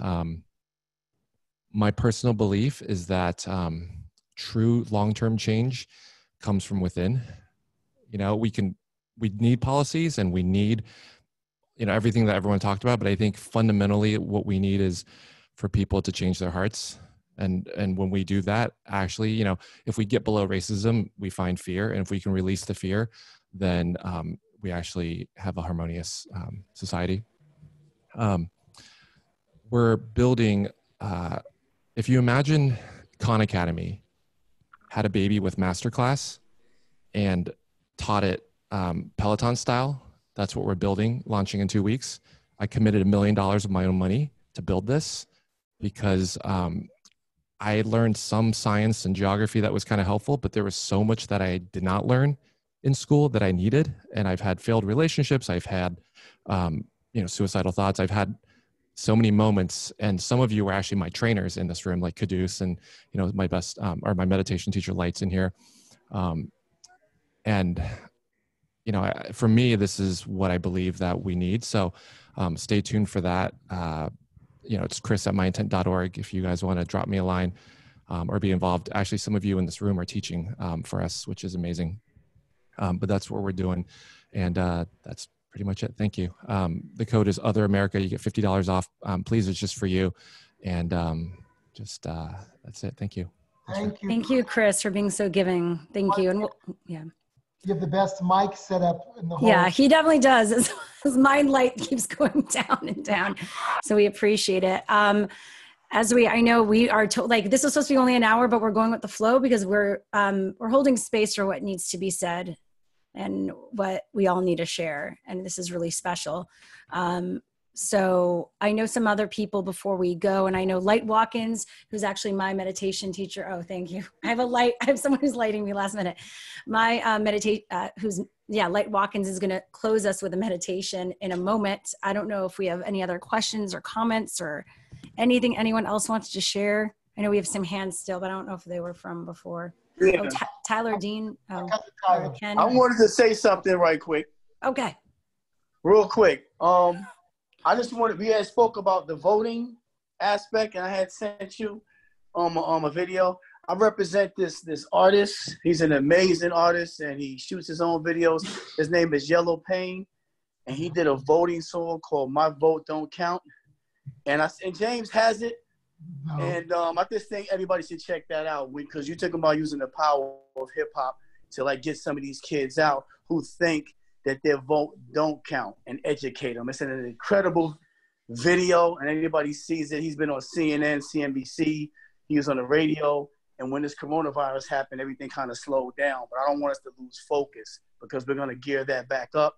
So anybody who's interested in the voting and involving some hip hop elements, definitely reach out because, after you see the video, you'll get what I'm saying. He's amazing. That's it. Jessica Care. Or if you don't know his work, you should. Just share that. I did. It's in the chat. And we'll be sharing an email after with follow-up links. And oh, there's some music going on now. We're all like, I was gonna say that I agree with someone in the comments, and a lot of people have been saying like we need to have the right people to vote for. If we don't even have the right people to vote for, then what are we voting for? So that's also, I think it's also funding. A lot of those people that need to be elected need money and they need funding to get their campaigns out there. So it's also about making that accessible to those people who don't have an opportunity. Hey, Shar, I know we have a question from Tyler. And again, Tyler. The reason that we chose Sunday, and I know we kept you on the East Coast really late. Thank you, Mark. Thank you for those on EST. Our intent is that you take all of this and go into this week supercharged. We do intend on making this a community. This is not going to be the last time you hear us. We are not, Zoom hustling you. This is really an idea that Shar and I thought about, and we thought about what if we could put our superpowers together and build a community of harmony. I'll be honest with you, for my Black friends, I have some Black friends that are like, I'm not trying to do all this allyship work right now. I want to, climb into a hole, and that's okay. That's all right. But what we want to make this, the intent is to make this a space where we can have the hard discussions and be courageous, as Jessica said. And so hopefully you've taken away that we've had some courageous conversations. Let's go even deeper. We'll create follow-up because we know how to do this. This is what I do for a living. This is what Shar does for a living. So we know how to build communities online. We'll continue to do this Sunday. We'd love your feedback. We'd love your suggestions. But gosh, so many big brains and so many people we didn't get to hear from, Shar. So anyway. Yeah, if anyone wants to, in the comments, if we didn't get to, I know you're wrapping, this is officially wrapped up, but if you want to leave comments. Okay. Yes. So I'm not totally wrapping. Tyler. Okay, good. I wasn't sure what you were doing, but I'm trying to make sure. I was pre-wrapping. It was a wrap before the wrap. Yeah, so one, thank you all for being here and for you two putting this together. It's been beautiful.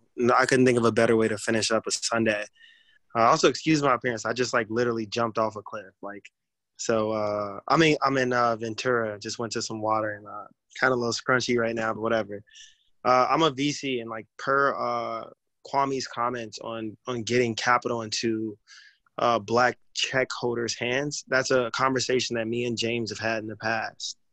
And I think it's incredibly important for all of us here who are in influential positions to not only focus on getting capital into fund managers' hands. So that means having our friends raise somewhere between let's say an inaugural $10 million fund to even $150 or $200, $350 million fund.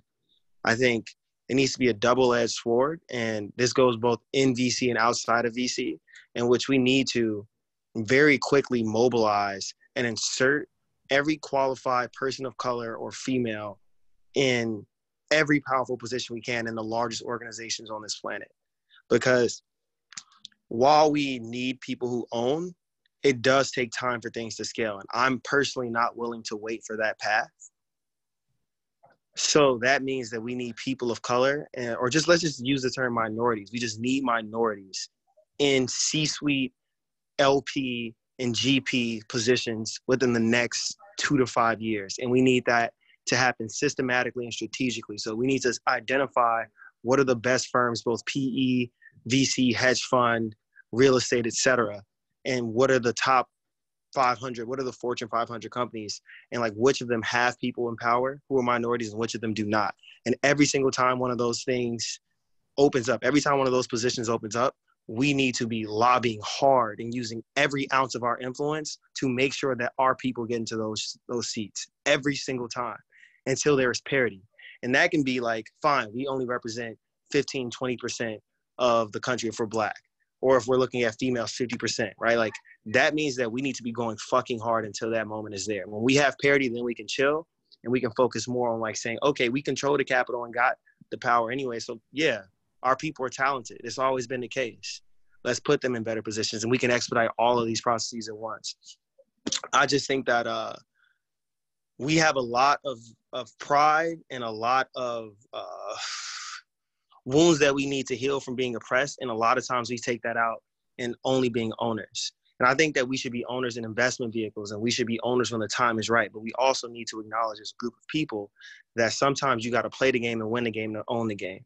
So that's just the piece of energy I wanted to put out into this group, given that all of us are very influential and could probably seat our folks wherever we need them.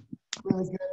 I found it tragic, Tyler, that with Warner Media's recent shift, that there are so few African Americans, or there's no African Americans in any senior position.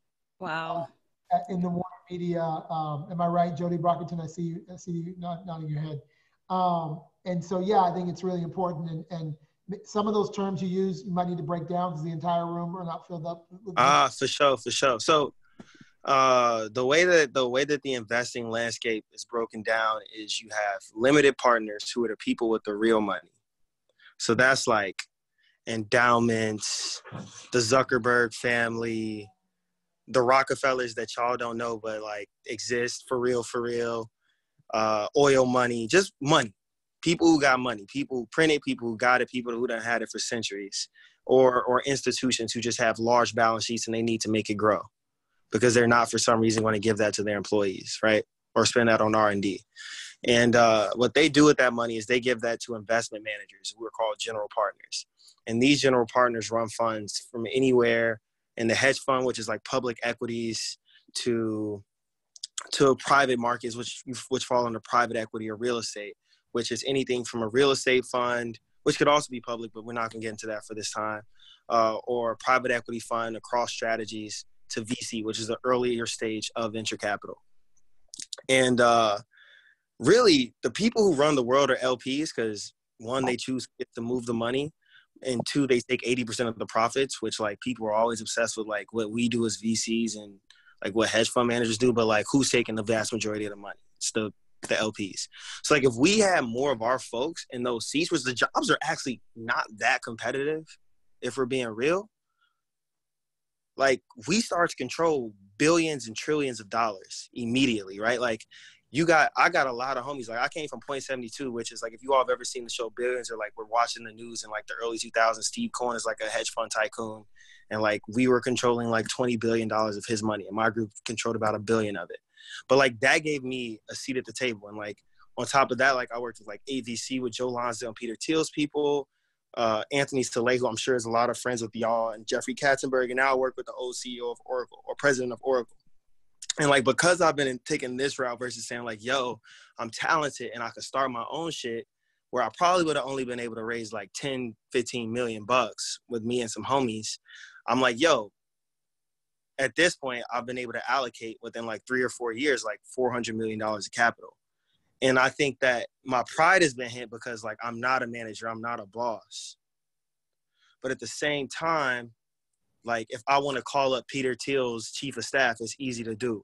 So when my homies who are savages got a great idea and they got amazing traction and like there aren't many holes in their business plan, I can present that not as like this charity case. It's like, no, I'm sitting on a legit platform. Either you want to do a deal with me or you don't. And like, that's the energy that we need to be bringing. So I say that to say, tell your friends and your people, and even when all of us are making decisions, to consider both sides. Think about what will get you to the goal faster and give you the bigger platform for the long term. And that might be swallowing that pill and becoming partners with like 6 old white dudes. But like they're going to be gone soon enough. And as your equity stake or your carry stake, which is just your ownership in the fund or the LP, if you're an LP side, your ownership in that, as that grows, your influence grows. And we actually can start to make influence. And then the secondary and tertiary impacts on that is like, you could afford a lobbyist. You could start making laws. You can like start talking to whoever you want to talk to. You can put a bug in some old white dude's ear because he respects you because you did a deal with him and made him X hundred millions in some cases. Like that to me is the most powerful position we live in. And then the last piece of this is just like, this country was built on capital and fear. We don't have capital because we've been oppressed, and it takes compounding interest to get that capital. So like the only action we have today is to evoke fear. And that's what we're living through. It's a monumental moment. So don't damn your peers, people of color. Understand that they're utilizing the only option they have. It sucks, but we've tried every other thing for the last few centuries. So it just is. First of all, Tyler is our cousin. And how old are you, Tyler? Can I ask your age? I'm 24. Stop it. Get out of here.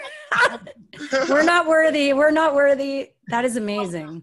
What's coming up, the next generation. So I'm learning under you and you, your beautiful wife, my cousin, and Carrie and all of them, man. I've been taking notes, sitting back.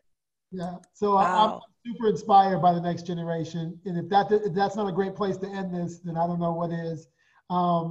Shira, let's take it to our guy Light, who's yeah, Light Watkins has hung out with us for over 2 hours. So we so appreciate, oh no, not 2 hours, 6 or 7, 7. Oh no, yeah, 2 hours, gone. I almost didn't get the math right. So we appreciate all of you for hanging with us, everyone who's left. And I know, Ken, whatever you want to share in the comments, please do. I know we didn't get back to you. And so many other people who wanted to chat. So yes, Light Watkins, my meditation teacher, Vedic, he's amazing. Also shares great stuff on his social media. Light, do you want to come on now? Play us out. Light went to sleep. Is he over there still? I messaged him. I might have to lead this meditation. I don't think he's there. Yeah. He may. Let me. All right. 1 sec. We want to get. I'm happy to lead. I'm happy to lead a meditation. I know. If he doesn't show up. Oh yeah, Quddus can. Wait. Do you want to have Ken? I'm just gonna message him because I know he was waiting. He's such a. Oh, he had to go. Oh no. No worries. He's also on EST. He's in Atlanta. Yeah. So Quddus, do you want to lead something? Quddus is also a life coach. Yeah. And I've definitely had my share of meditation retreats, so I'm excited to lead y'all in a closing meditation. So everybody just take a big deep breath in and allow the breath to nourish and nurture and settle our systems into landing this plane. And notice your breath. Just bring attention to your breath. Close your eyes if they're not closed already, and just notice your breath. Allow even more breath into your lungs. We just went through quite a conversation. We earned it. So allowing your focus now to just go right into the hearts of everyone who feels fear right now, who feels doubt right now, who feels rage right now. I want you to send your focus and your energy. See if you can take all of the Jedi ability you have and focus your energy, your love, your compassion into their hearts. This is a little Vipassana tradition, and it's the whole point of a meditation, which is to be able to send metta energy into those people's hearts. It's a little woo-woo for y'all that are a little more scientific. Just bear with me and just send that love from your heart to those people who are suffering the most on the front lines, whether it's those medical care workers that have been taking care of people in hospitals that have COVID, whether it's the people in Minneapolis who saw their city go in flames first. I want you to send as much love as you possibly can to all of those people, and especially to George Floyd's family and everyone who that man touched.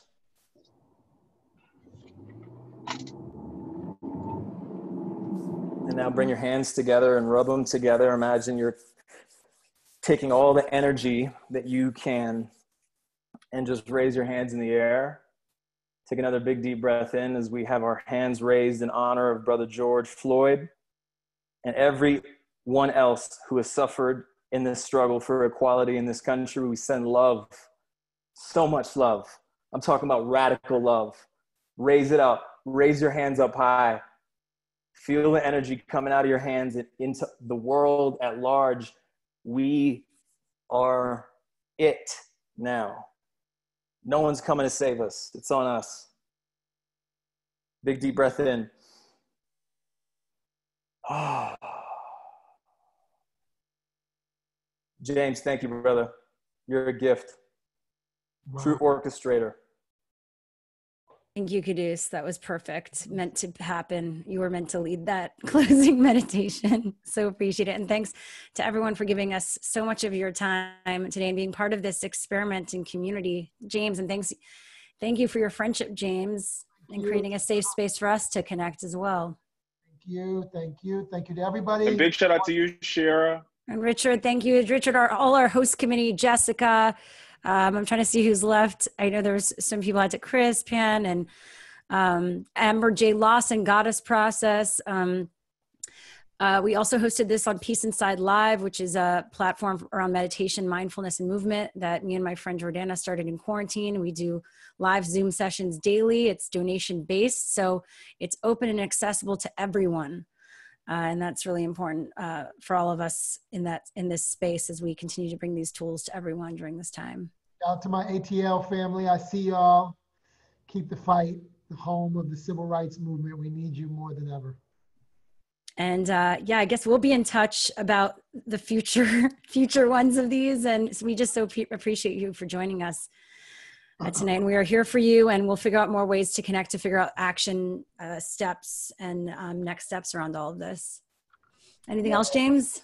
That's it. Love you guys. Love you. All my love to you guys. Really. Yes. So much. This was really special. Thank you, James. Thank you, Shara. Much love. If anyone else wants to share anything on audio, please do. Thank you for your poetry. We will continue to support. Thanks both of you guys. This is everything. Heart is so full. Thank you, Shara. Thank you for having Thanks, everyone. Thank you very much. Thanks, Hila. See you. Kendra, love you. See you. Can I have one other thank you? Yeah, what? Just one other thank you. And that is, I so appreciate you creating this space and having it be a safe place to have a real conversation. I've been involved in a lot of conversations that went sideways and that were really difficult and that didn't create as productive and yeah, just as productive and love-filled and beautiful and forward-moving space as this. So I don't have the language for it right now, but hopefully you feel me. Thank you, thank you, thank you. Thank you, Aviva. Always great to see you. You too, I love you. Mac Wilburn. Good to see you too, brother. True legend in the house. We got lots of amazing. Thank you, guys. We'll stay here till you leave. We're gonna stay here till the lights. Okay, yeah. We'll stay. We can just stare at each other. Everyone's beautiful faces. It's nice to see some smiles amidst this weekend's beautiful faces and such great energy.